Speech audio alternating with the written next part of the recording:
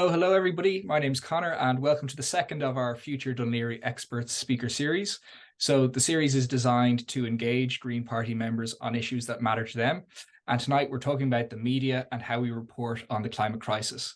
So rather than all pulling together, the discussion in Ireland seems to focus on sectors who are going to have to make the most cost. And the question is our media and political system able to cope with this sort of large-scale, long-term change for system-wide decarbonisation?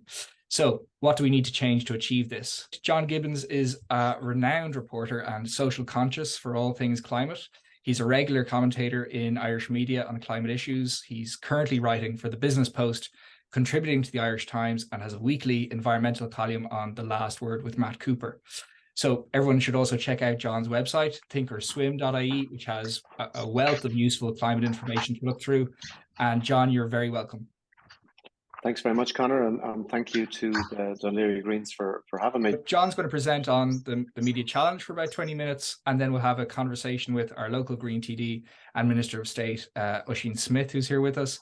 And then we'll open the discussion to the floor. So how this works is we're trying to make it as interactive as possible, but we just ask that everybody leaves their mics off while John and Oisin are presenting and discussing.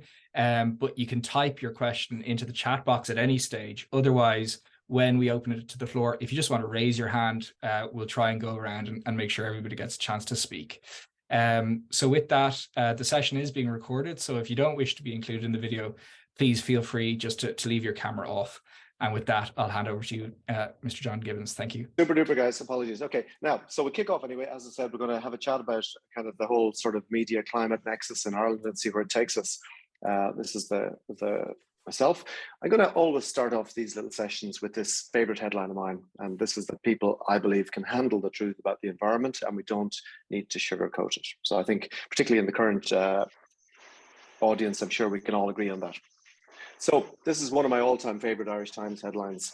And it was a serious piece, apparently, about the Moon, Mars and orbiting colonies that are being explored as possible options should things go south, so to speak, here on Earth.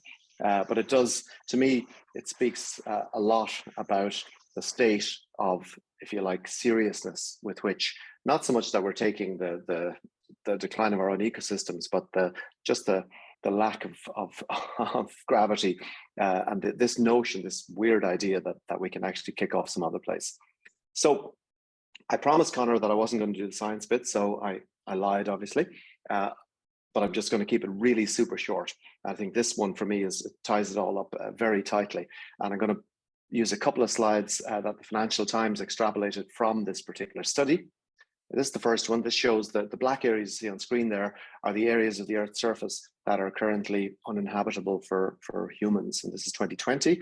We go forward to 2070, and you can see the rapidly changing situation. The area on screen there represents where 3 billion people live or will be living by 2070. So basically, lest any of us were in any doubt. And this is important when we're talking about media because this is what's on the table. And for me, as a media person, I continue over the years to be puzzled and astonished at how relatively few media people for whom the penny has dropped on this issue yet. And they still think that this climate is a subset of something called environment, which is something that is of interest to people who, I don't know, who like nature and stuff. And it's not really about them. It's not, and that it is a peripheral issue. That has changed. The Overton window, if you like, has shifted, but that is still I believe that's still the overarching view out there. So anyway, this is a little four slide piece. This is from back in the 80s. All you had to do to sort out the environment back then was to pick up your litter and save the earth.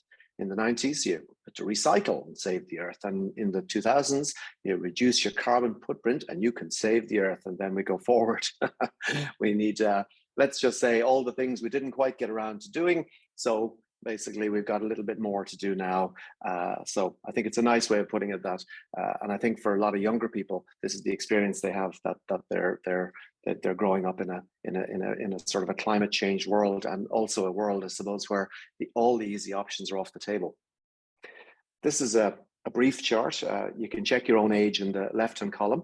And basically, if you take, say, a median there, so if you're age 50, for argument's sake, 75% of all the fossil fuels that have been emitted since the start of the Industrial Revolution have been emitted since you were born. If we've anybody here 85 or over, it's up to 90%. Even if you're 30, it's over 50%. So this, again, underlines the exponential nature of this, and also the fact that this snowball, so to speak, is gathering speed. I guess going back some time, this is the typical pitch that I found myself as a, quote, climate journalist, constantly being framed as either a scientist or the occasional climate commentator on the left, and somebody on the right to balance my views. And that the beauty of this system is that it meant that the guy in the middle didn't really have to understand the issue. All he had to do is throw in the ball and basically get the game going. And this has been a huge issue, I think, particularly for many presenters, that they simply haven't seriously engaged with the issue. In a way, for example, if you deal with a political journalist or political presenter, they're likely to be experts in politics. They'll have done all the background reading, they'll have read all the major textbooks of the 20th century, because without that, they would be considered to be politically illiterate. The same rule simply hasn't applied to, we just don't have that expectation when it comes to climate literacy and ecological literacy. So these are a couple of headlines these are a few years back, let's just say, but there are a few of my old favorites. There's the old, if it's snowing, then obviously they've lied to us about global warming.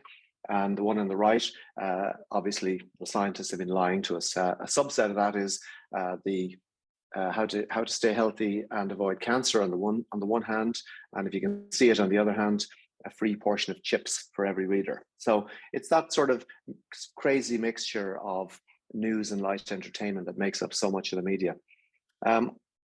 This is more or less the same thing. I'm sure as Greens you'll recognize the finger wagging, and you guys are trying to ruin us and take away all our good things. Why can't we have them? Because of Greens, apparently.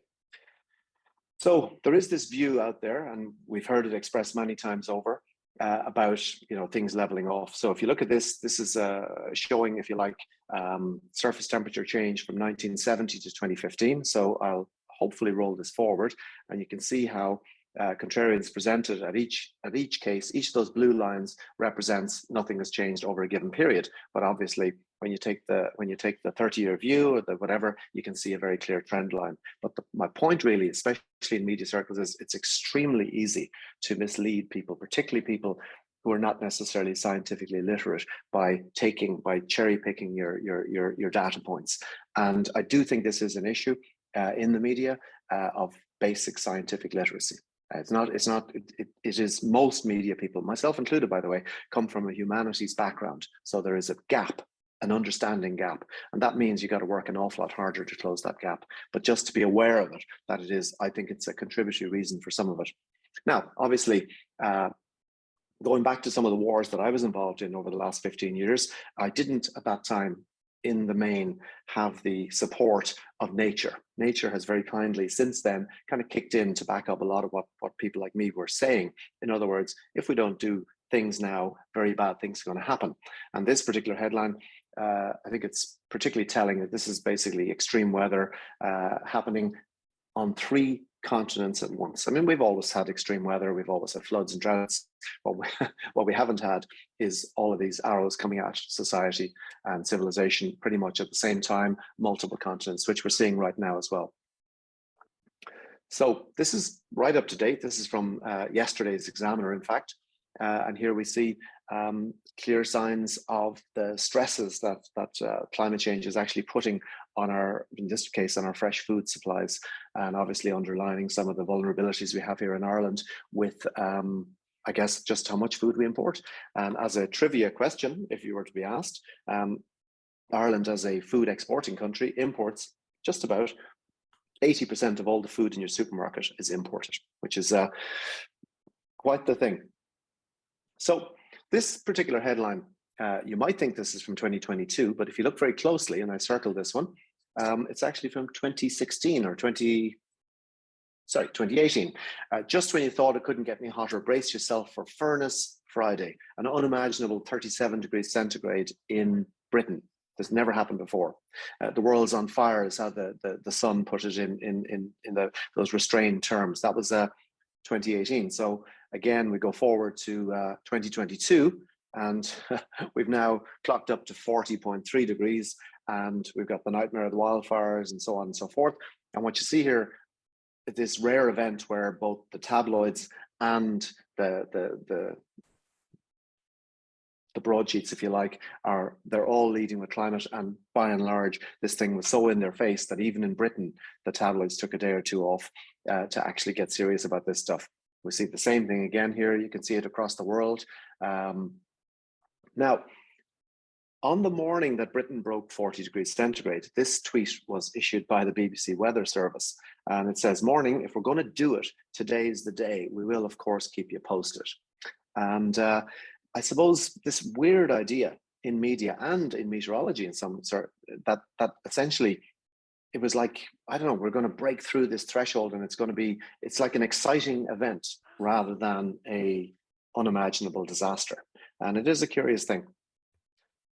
This one is from a couple of years back. These are headlines from Australia. It was the start of 2020. And if you remember, these things have come at it so quickly, and so much has happened since 2020 that it's easy to forget that country, 3 billion animals killed, and absolute climate devastation. But as I said, it's a big world, and events keep coming at us really fast, and it's hard to keep track.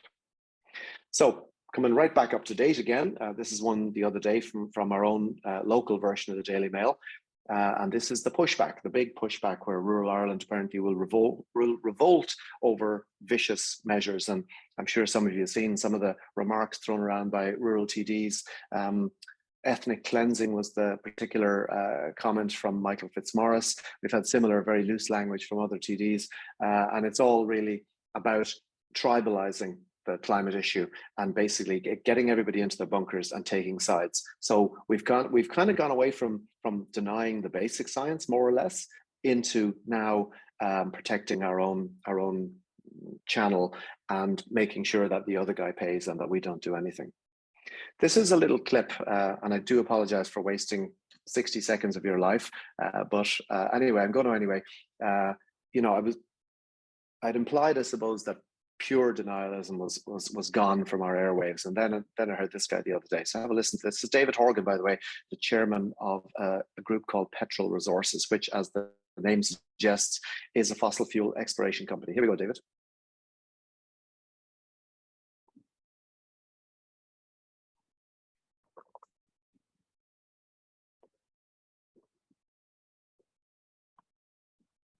I don't think that sound is coming through for us, John. No sound, no? No. Oh, never mind. Okay. Anyway, basically the oil company chairman says there is no climate crisis on air when challenged. And what can I say? I suppose, I think it was Mandy Rice Davis once famously put it, he would say that, wouldn't he? So I guess, like, following that with this, this is a headline from a few months back where we've got the Antarctic areas 40 degrees above normal at the same time as Arctic regions were 30 degrees centigrade above normal. And again, this is really quite different because the sort of temperature anomalies usually happen on a hemisphere by hemisphere basis. What we're seeing now is that the impacts are happening right across the globe simultaneously. And it always comes back to this again and again. Yeah, we know all of that, John, but what will it cost? So a couple of headlines here. You might recognize this particular one. And this is apparently degrowth fetishists. We have to be honest that you want to make people poorer to fight climate change. And it's a fact that if people do less and use less, then GDP will fall. And of course, who could argue with that? But I just thought the use of the language fetishist, I don't know what other people do for fetish, but degrowth is certainly one of the kinkier ones, let's just say. Again, in a similar vein, this is from the economics point of view. It's all very well dealing with low global warming, but it comes at a cost. And these voices, these opinions, these narratives shape how the public think about and react to it. And what they're seeing about climate change is, this is something that's going to cost me. This is something that's going to be an imposition. And time again, we're focusing on the cost of action. A bit like the cost of calling the fire brigade, rather than the cost of putting out, what will be lost if your house burns down. But the media narrative is dominated by voices like this, conservative voices who are pushing the old, I would believe, long outdated economic arguments that, and again, and for those of you familiar with the economics section in the IPCC, it makes some outlandish projections that climate change is only going to affect global GDP over the 21st century by 4 or 5%, which is irrelevant in the context of global growth over that period. So basically, climate economics, let's just say, is a massive problem, which would be a whole other slideshow. But why it's so important is that economists tend to be telegraphed straight into our media. They have a special access, whether it's Colin McCarthy or John Fitzgerald or any number I could mention. And when they make pronouncements on things, they tend to get taken seriously. And yet the grasp that most economists, with the few honorable exceptions like Professor Steve Keen, have on climate is shockingly poor, really shockingly poor. So I won't dwell too much on that. This is a slide that overlays, if you like, three universes. The first is, which will be familiar to you all, I'm sure, is the scientific evidence. Are scientists convinced about climate change? The little green men are, little green people are yes, and the little red people are no. So 97%. And the point here is there's a consensus of scientists because there's a consensus of evidence. So that's all very well within the scientific community. Most of us don't live in the scientific community. How does that transfer into the public domain? Okay, so when we see media coverage, typically, how does the media reporting reflect that scientific consensus? And studies have found typically about, in this particular meta-analysis, about 28% of the media coverage that was examined in this study accurately reflected the consensus view. 72% did not, right? So basically there's a massive difference. Now, most of us have far more exposure to the media than we do to climate scientists for obvious reasons. So you'll see how this actually transfers into public perception when we move to the last slide. The public opinions map almost perfectly over the missteer from the media on this. And it's a point that George Monbiot, the UK climate journalist, environmental journalist of high esteem, he's made this point repeatedly. He said that in some regards, he sees the media as a bigger problem than the fossil fuel industry when it comes to the misdirection and the trivialization of the climate story. Now, I know as well, by the way, I'm sure politicians don't like being told they're wrong and idiots, and I can assure you that media people don't like it either. So I don't make myself any friends by making presentations like this among my, if you like, media peers. You're not supposed to say these things. You're not supposed to point out that we're doing such a terrible job on this, but I don't really see any way around it. And I've made these points again in media circles as well, obviously. So taking this up to date, these slides are all from, this one is 2021. So these are really contemporary. I just want to see if you can spot a theme here, right? This is basically attempts to push back on the climate protesters in Britain. They're to stand up to the climate fanatics. That's from the Express. And here we have the climate fanatics who are blockading Britain's refineries, and the fanatics who are wrong about the rainforest, and well, more fanatics. Okay, you get it. You get the picture here. So while we're not saying that climate change isn't real, it's the people who are talking about it are lunatics. So this is all about othering, right? It's difficult now to other science. So now we have to other the advocates for science and the advocates for environmental action. They have to be others. Now, what you will have noticed is, of course, that all of these examples that I put on screen are British. So therefore, at least our politics isn't as ugly as that, right? It wouldn't happen here. You wouldn't get, Irish media figures with massive profiles engaging in this kind of sledging of environmental, environmental defenders. I don't like the word activist, actually. I prefer the word defender. So this is more of it. And you'll spot a theme anyway. And clearly this is a reciprocating loop that we're looking into here. So yeah, I referred to this a few minutes ago, and this is from George Monbiot, who said, if you ask me which industry presents the greatest environmental threat, oil or media, I'd say the media. Every day it misdirects us. Every day it tells us that issues of mind-numbing irrelevance are more important than the collapse of our life support systems. And I'm afraid I completely agree with him on this. Now, this is of course, there's no point in playing this because my sound isn't playing through, so I'm going to skip through this. This is what I thought was a goodish example, but I'll skip forward from it. Here we go. Now, so it's an unfortunate fact that the media industry is supported by another industry, which is the advertising industry. And for every media message that the public are exposed to about climate change, for every article they read ringing the alarm bell, they're going to probably experience between 100 and 300 ads telling them to spend like there's no tomorrow, fly where you go, and so on. So this is an article from The Guardian last year where he talks about overconsumption is inevitable when adverts are so ubiquitous and sophisticated. And you may be aware, for example, that Amsterdam has introduced a ban on fossil fuel advertising. This has been looked at. The French government as well is looking at restricting fossil fuel advertising as well. So it's beginning to, but the problem, of course, here, and this is a dilemma for everybody in the media, that most media outlets, even the state-sponsored ones like RTE, are heavily dependent on advertising revenues. So the question is, do you bite the hand that feeds? So some activists have been out doing a little bit of work on this, where they've reworked some of these ads. This is a KLM ad where it says "fly responsibly," and as you can see, the plane is now flying over a climate-altered backdrop. This is one for Toyota, where it says "Toyota's Beyond Zero means flogging gas guzzlers for decades to come." And I think Toyota, in my view anyway, is a particularly egregious example of a company that has been engaged in intensive greenwashing over the last number of years, and on a wider level, supporting basically climate denial and putting a lot of money into supporting climate denial. This is on the investment side.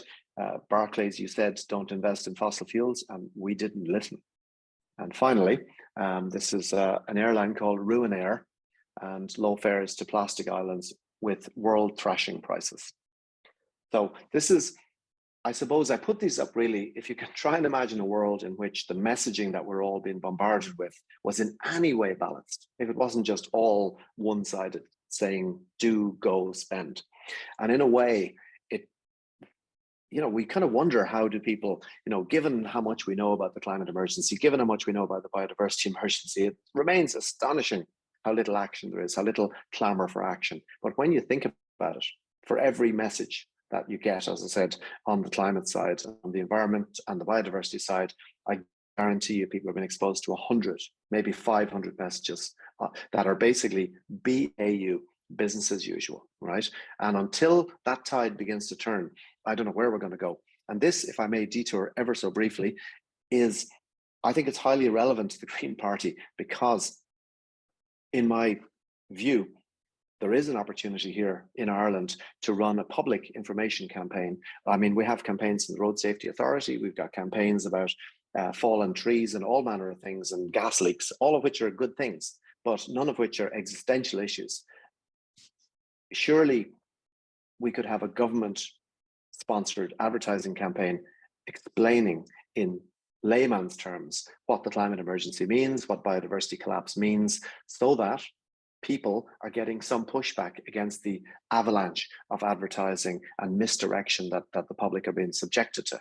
Now, that's normally filed under wishful thinking, but the last time I checked, the Greens actually have the media portfolio, and this is something I would urge them to consider before leaving government, to put in place. Even a modest spend, even a few million quid, would make a huge difference. Probably even a few $100,000 would make a huge difference in terms of turning the tide, because the public, they say the public gets what the public wants, but they also say the public wants what the public gets. And at the moment, the public is, all the messaging is one-sided, and that messaging is all consumption.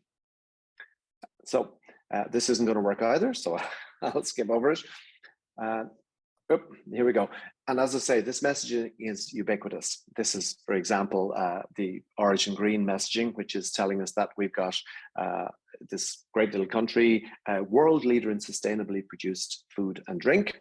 And this is the, as they say, how it started, how it's going type of slide. And as you see on the left, what I call Origin Red. And this is based on Natura 2000 modeling. And basically, the redder it is, the lower the ecological integrity. So we've got, this is what you're advertised, and this is our reality. So we've got to try and close that gap. between those two, and have a countryside as well that we can be proud of, rather than one that we're ashamed of, one where our water quality is going down, where our pollution is going up. These seem to me like reasonable objectives.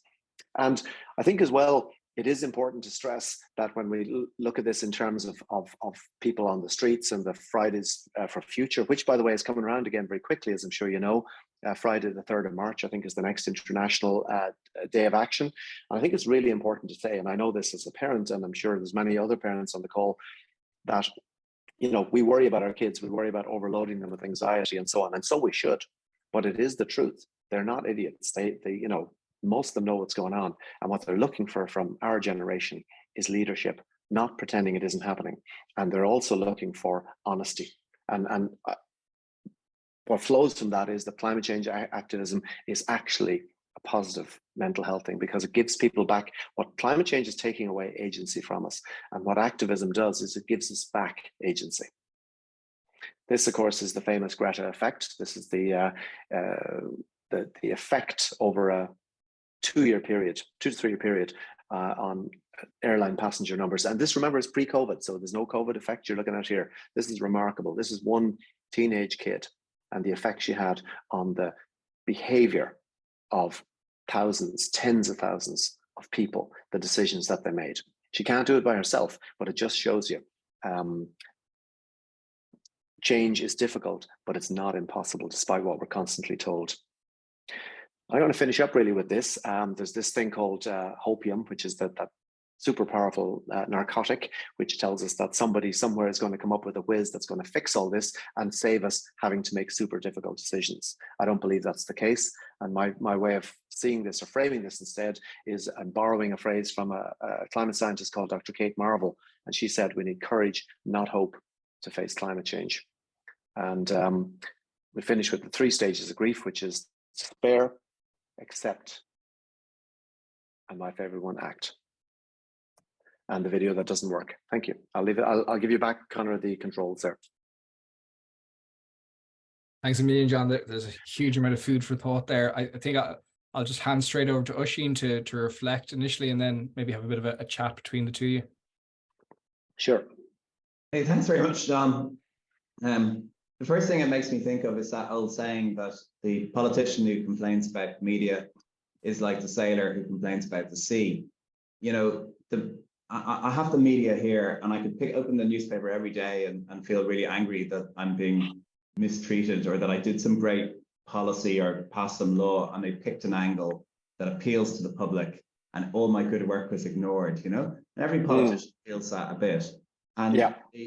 So the media is just there. It's like the sea, and I have to navigate it.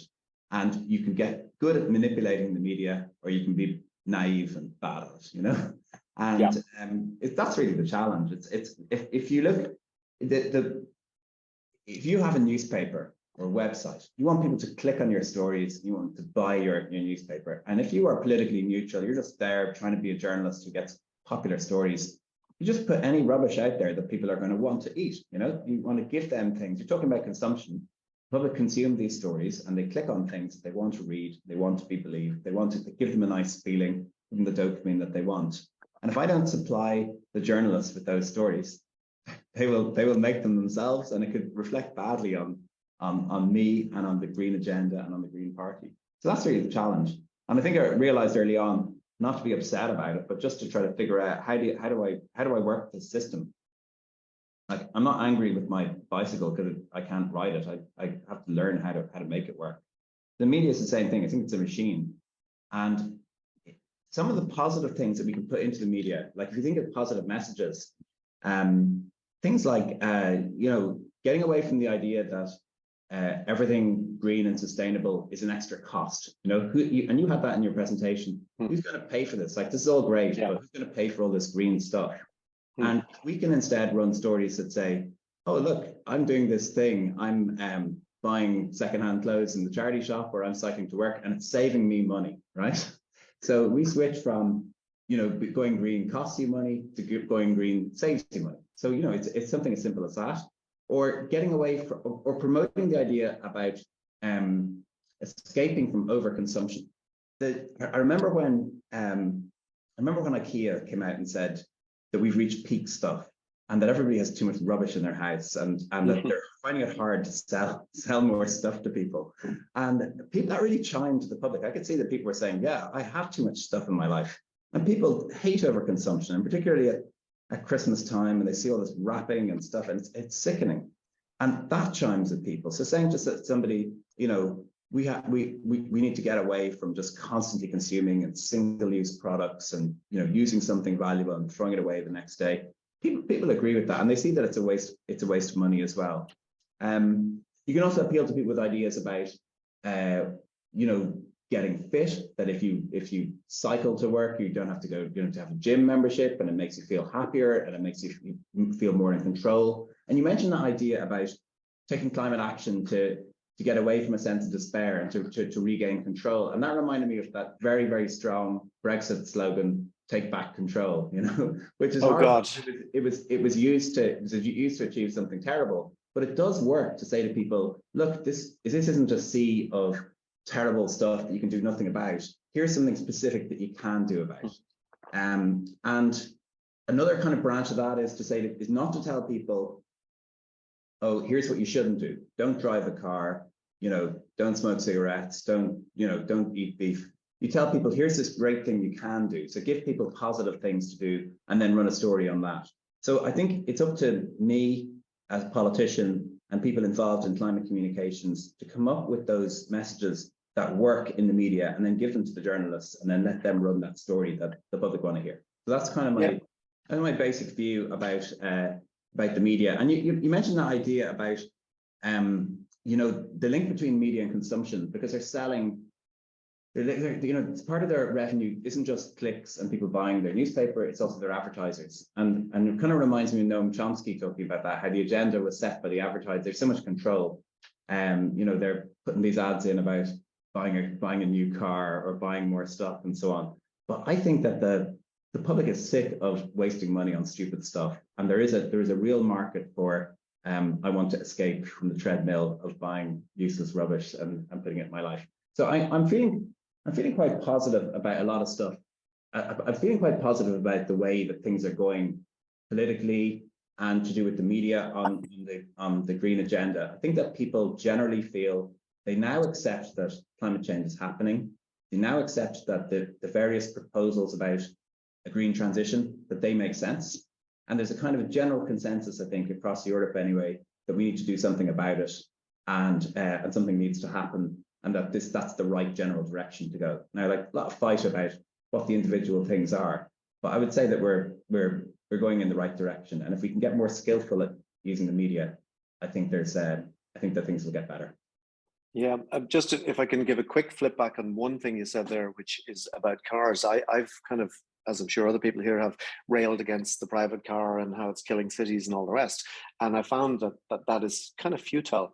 And I sort of changed tack some time back and instead focus on the cost of car ownership, which works out for a typical family at 10,000 a year, right? Total cost of ownership. That's 200 a week after tax. And so I've started injecting that into media kind of discussions, and you can see the face of the presenter changing in front of you, where they go, oh, right. So having a car, it's sold as freedom, but in fact, it's a huge cost to you. Yeah. And for many people, they're forced to run cars, whether or not they want them. So some kind of, shall we say, moving things around there, as I say, rather than saying cars are bad, point out that car dependence is bad for you financially. And that kind of people go, oh, yeah, I get you. And I just find, and media people get you too, where it's the same, the end point is the same, but the way to that end point is quite different. Okay. John, you're involved in the media, aren't you? You're involved in sort of science journals or something like that, are you? Is that your... Yeah, you mean in my private life? Yeah. I work in pharmaceutical, like we have a whole bunch of pharmaceutical journals, healthcare journals, or sorry, like it's pharmaceutical sector healthcare journals and medical this, that, and the other, which was actually a very good backdrop for science journalism, because it's the same thing. It's basically, and it's all about evidence, whether something is true or not true, or real or not real. It depends on peer review and evidence. So from that point of view, they're a good segue. So why do you ask anyway? Yeah, I think maybe that's. I just wondered what your angle was, because I know that I suppose it's different, because as you said, science journals are all about learning and evidence and serious scholarship, whereas the media is just bits of fluff in people's lives, just entertainment. I'm going to kill a few minutes listening to the news, and I'm not actually looking for information or education. I'm just looking to be entertained for a short while. And the journalists know that. They know it's not serious stuff. They just put some stuff in that constitutes news that entertains people for a while. I will say, Oisin, in defense of the sector, I think there's lots of journalists, present company included, who do take it seriously, who'd like to believe, maybe we're deluded, that what we do somewhere out there, when you throw a stone and a ripple spreads from it and it affects somebody. And I'm sure you feel the same as a public representative. It's not all despair, like we do occasionally, very rarely, but the very odd time you bump into somebody who, maybe you've had an impact on, hopefully in a good way, by the way. I'm sure everybody in this call has had that experience, and that's what keeps me going. So I don't succumb to either despair or cynicism, despite how tempting it is in this area. John, do you agree that things are getting much better, like with the media coverage? So if I think back, I remember years ago going on the radio with you, maybe 2016 on RTE, talk about climate change with, I think, Dennis Naughton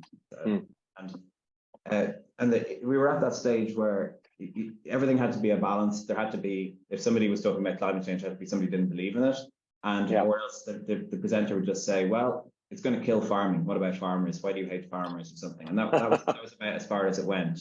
And I think that things have got a lot better. And I think that things have moved forward a lot. And the general debate, and also all the politicians in the Dáil, there's only a handful of them left who are just saying, let's do nothing, and it's not happening, and it's God's way, and so on. So I think that things have really improved. I think they have. I think it was somebody described the civilization as being a race between education and catastrophe, and that's what it feels like to me. That I think the media, I'm in this sort of public space since about, I suppose, the start of 2008, which is whatever's that, about 15 years now, and in the early stages, I was always positioned as the outsider, as the oddball, and my position hasn't changed all that much in terms of what I'm saying, but strangely enough, I find I'm now pivoting towards the center of discussions rather than being pushed to the fringes. Now, that doesn't mean you get what you want all the time, but it does mean that the level of understanding in the media is much higher than it was. But as I said earlier, that's starting actually from an incredibly low base. And I do think there's some structural reasons why that's a problem. I think we know, for example, RTE between 2011 and 2016, with an organization with a 300 and something million budget, not a single journalist assigned to environment or climate, not one out of 2,500 employees, right, for 5.5 years, the state broadcaster. So this is quite incredible. Imagine if there was no political reporter in a major publication or a major broadcaster for that time. So you're right, it has improved dramatically. And yet, when I look, say, at the ongoing performance, say, of RTE in this area, it's unbelievably patchy. They had a good 2019, if you remember, after the Children's March in early 2019 and the Dáil Declaration. RTE did a whole flurry of programming. They dropped it like a brick. 2020, 2021, 2022. And frankly, it hasn't recovered. So they had a little blip in 2019. So I'd like to share your optimism that it's getting better. And most of the people that I deal with are definitely, there's much less cynicism and much less eye rolling than there used to be. But structurally, organizations like RTE still have massive problems. They just haven't placed this in the center or even remotely close to the heart of their programming or even their philosophy. And I always find, I listened to Brendan O'Connor with Greta Thunberg a couple of months ago, and it was a surprisingly good interview, I will say that. But he reminded me of somebody who had gone through a wardrobe into Narnia. And he was speaking about, oh my God, in this amazing world where this amazing young woman is telling us all these amazing things. And he had the sound of wonder in his voice. And I mean it. I don't even think he faked it. I think he was genuinely mind blown by the experience. Now, she's a marvelous interviewee, sure. But what struck me more than anything is, oh my God, this man has got to this age in his life, and this is the first time he's had a truly serious conversation about this. And by the way, never too late for any of us, right? So better now than never. And but yes, it's getting better, but not nearly quickly enough. With that, we'll hand over to open the floor to people. We have a load of questions in the text box, but we have a hand there from Tom. So we'll go to Tom and then we'll flick over to the chat box questions. Tom? Yeah, hi, John. I think I've known you since those 2008 days. And That's I think correct. One of the things about media and the truest line that you had there, it doesn't bite the hand that feeds it. And the best example of that was the complete greenwash by VW over what we call Dieselgate. And it disappeared from our media very quickly because they just tripled or quadrupled their advertising budget and that was gone. And that's how quickly it disappeared. Yeah, they are all businesses that have to make a profit, and that's their top line when it comes to journalism. You don't write bad stories about your big advertisers. And it's something that I don't know how we change. And it's even getting more difficult to do because when you see influencers in society, when you see what's happening to the media online as well, it's getting even more difficult to have some control on what's being put out there, particularly to younger people as well. So I don't know how, when you look at the media, when it's become so fragmented through the internet, how we can do that. And you can say to yourself, well, maybe it should be state controlled, but RTE is state controlled. You know, they'll put on EcoY, and in between the gaps, they'll have advertisements about cars. You know, so they're sending a conflicting message to people, and when people get conflicting messages, they don't change. You know, there needs to be a straight message for them, and I don't know how we're going to deal with that. I would say, Tom, briefly that, and it's back to a point I made earlier, that I honestly believe a state government advertising campaign would also have the advantage, of course, of putting a few quid through the hands of different media outlets, and it makes them. Nobody's being bought off. I don't mean it that way. Simply that it just puts you in a more positive frame, right? And I'll give you an example. That's what the state spent furiously on advertising during the COVID emergency. Yeah. No, I agree with you. And they didn't spend to support media organizations. They spent to basically, it's an emergency. We need to talk to people directly. We've declared a climate emergency in 2019, and yet the state has never spoken directly to the public about this. And by the way, you know, if you have bus ads and, you know, internet ads and radio ads and TV ads, that in turn feeds into the loop that journalists go, oh gosh, there's a lot of background noise going on here about climate action. So there's a virtuous loop, Tom, that you can create here of awareness, of advertising, of promotion and discussion. And it worked very well during COVID. And it also helped social solidarity, by the way. When we were asked by our government to take difficult decisions, I think that advertising, that promotion helped to support and reinforce social solidarity in difficult decisions. And boy, are we facing some difficult decisions. Yeah, no, totally agreed. Okay. Just to go over to the questions, I think Danielle Byrne had a very similar question to Tom about the ownership of media and what can we do to mitigate its influence. So I think we've covered that one. Christine McGee had, she'd like to hear from Oisín if the government has any plans to run an information campaign like that. And she really feels that we need this and we're losing the battle overall. So yeah, are there any plans, Oisín, that you're aware of?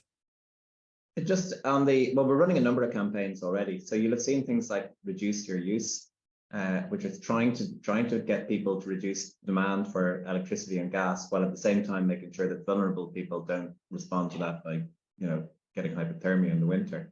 So that campaign is on all the time, but I don't feel it's hitting the public consciousness much. I've also been running a circular economy kind of explanation campaign last year. If we look back at the pandemic information campaign, which was absolutely wall to wall, I remember seeing the cost on that, and I can't remember exactly what it was, but it was tiny compared to what I thought it was going to be. So it might have been 20 million euros or something, but it completely dominated all of the media channels everywhere. And I remember thinking, wow, it was really good value for money. So I have money for information campaigns for this year on circular economy topics. But I think it can be very effective. And it can alter the narrative, because if the media feel that they're being supported with government messages on climate, I think that they're less likely to take a cynical approach to those messages. You'll notice that the media did not run massive vaccination or anti-pandemic campaigns when they were being sustained at a time when all the advertising dropped off from everybody else during the pandemic. So it does have an effect, and two can play that game. Brilliant. Next question is for John. Noelle wants to know, she likes what you said about encouraging children in climate activism, but have you any ideas on how to engage grumpy teenagers who just want to blend in with everybody else? Yeah, it's a great question. I can't comment on how grumpy my teenagers are, but I hear you, and it's something I've thought about a lot. And I remember casting my mind back to being that grumpy teenager and thinking, on top of all the other, what is on your head. Oh, by the way, and the ecosystems are failing, and the climate is unraveling, and whoa. I mean, I've been very apprehensive about going into schools and stuff about this stuff, and I promise I do dial the thing back a little bit as well, the messaging and how I handle it, because this is toxic, and you do need to protect people's mental health. But at the same time, it's out there, and that's what I said. I think for me, the most important thing is, I've heard this refrain from some adults say, "Oh, the kids have got it. This is great. Oh, foo." What they kind of mean is, we're off the hook again, right? I think it's outrageous. Teenagers have to deal with, school and peers and adolescence and all of those things.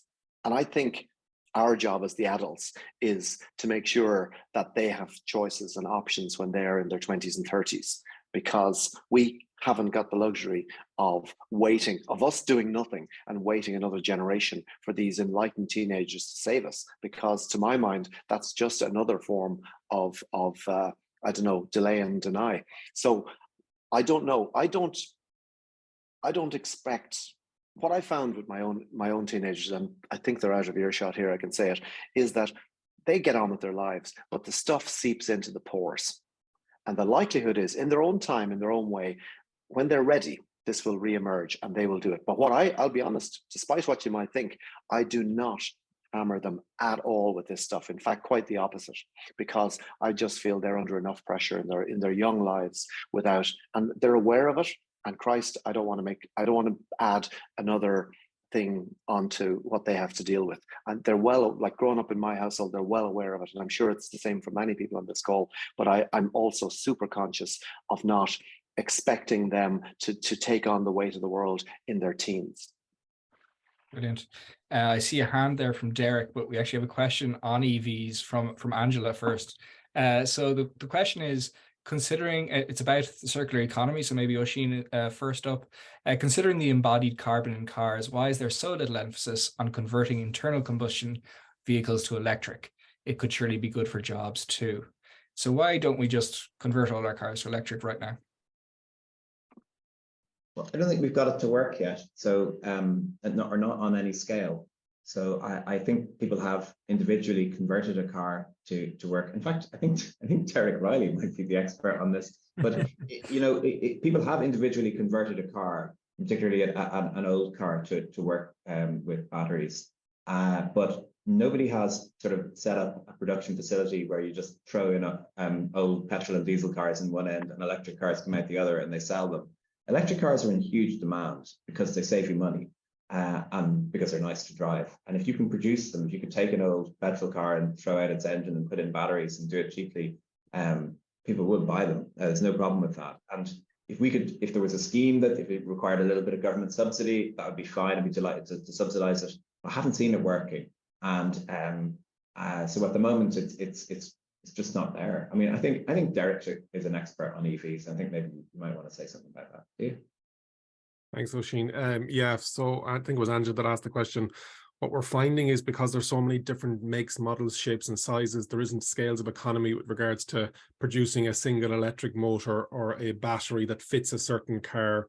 There are a couple in France, there's a couple of schemes because there's a lot of the smaller Renault Twingo small city car, and what they've done is they've said, okay, the government are going to support the production of a motor that will fit into that with a battery pack, but it's going to be a small car with a small range, but perfect for city living. So there is that scheme. And then you have the likes of the old classic Mini. There are a couple of companies that have come up with, okay, we're going to create what they call a box motor or a crate motor, where they'll actually manufacture a single motor only for Minis, and then they can produce quantities of them that starts to bring the price down. So it is starting to come around, but what we're finding is there's just too many shapes and sizes and variances of it. It's a great idea because there's a lot of cars out there that shouldn't be scrapped because the car itself is perfect, but obviously we don't want an internal combustion engine inside it. But we're seeing more and more adaptations. The cottage industry for classic restorations or conversions isn't there. There are a number of university courses around the country that's starting to bring this in as a skill, as a trade, but that cottage industry isn't there yet. So hopefully that answers your question.